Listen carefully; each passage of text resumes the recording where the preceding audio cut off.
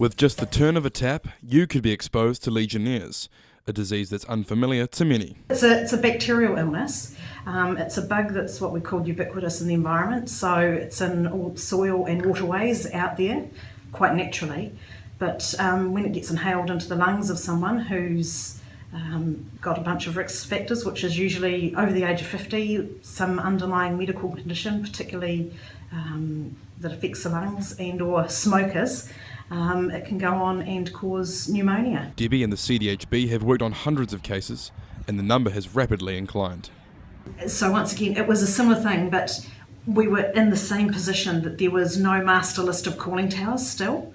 And after that 2005 outbreak, there was actually a coroner's inquest. And one of the recommendations in that was that they should develop a list of calling towers and that they be easily identified. You can catch Legionnaires a number of ways, from garden compost to air conditioning, and if you do, treatment is vital. So one of the big questions, when we first started off looking at community-acquired pneumonia, we're trying to identify what are the bugs and therefore find the best antibiotic treatment. Can you get away with one antibiotic, or do you have to use two if you're not sure whether they've got Legionnaires? Because the mortality from Legionnaires is quite high.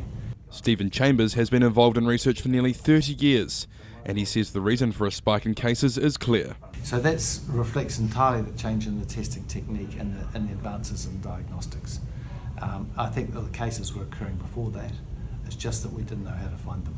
There is one underlying problem.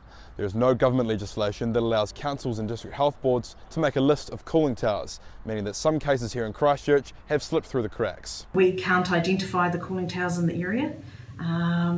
So in fact, the best list that we got was from the people who go out and do the water treatment and testing.